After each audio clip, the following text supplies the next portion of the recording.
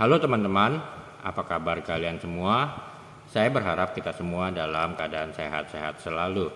Setujukah teman-teman bila saya katakan ketika kita berdoa siang dan malam atau berdoa yang tak jemu-jemu, biasanya isi doa kita adalah meminta pertolongan, meminta bantuan kepada Tuhan. Di dalam Lukas bab 18 ayat 1 sampai dengan 8 di akhir kisah pertanyaan Tuhan Yesus, akankah Tuhan akan mendapati iman di bumi pada saat Ia datang, menjadi bahan permenungan kita bersama pada perjumpaan kali ini. Apakah doa yang tak jemu-jemu itu bukan sebuah iman, atau mungkin saja ada hal-hal yang kita lewati di dalam cara kita berdoa? Tuhan Yesus katakan, kita harus berdoa tak jemu-jemu.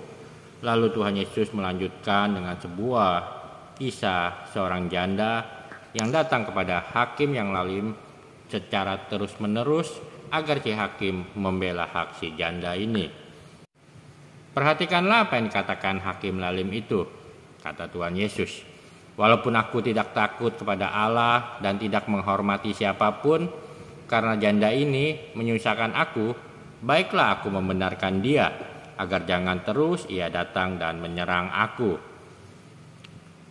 Teman-teman, jika hakim yang lalim saja akan mengabulkan sebuah permohonan yang terus-menerus datang kepadanya, pastilah Tuhan akan membenarkan perkara orang-orang yang berseru kepadanya.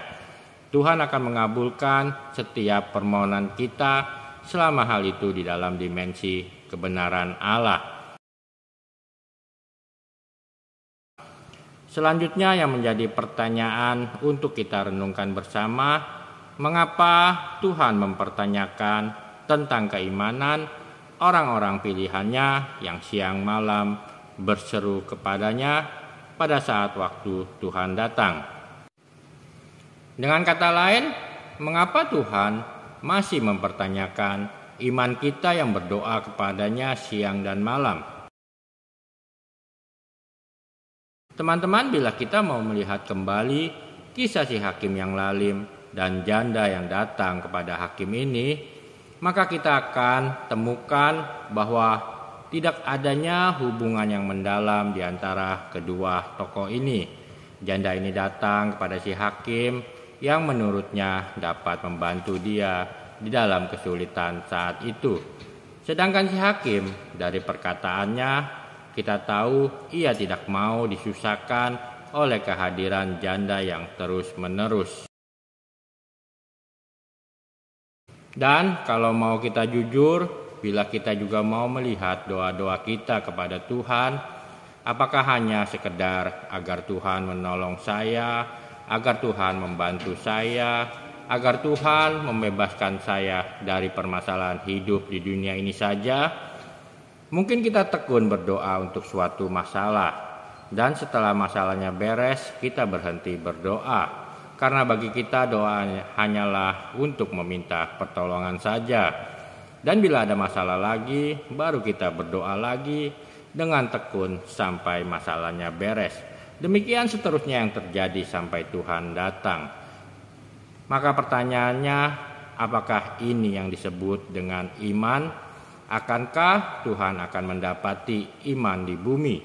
Bila yang terjadi, kita berdoa dengan tekun hanya untuk meminta pertolongan, hanya untuk dibebaskan dari masalah hidup di dunia ini.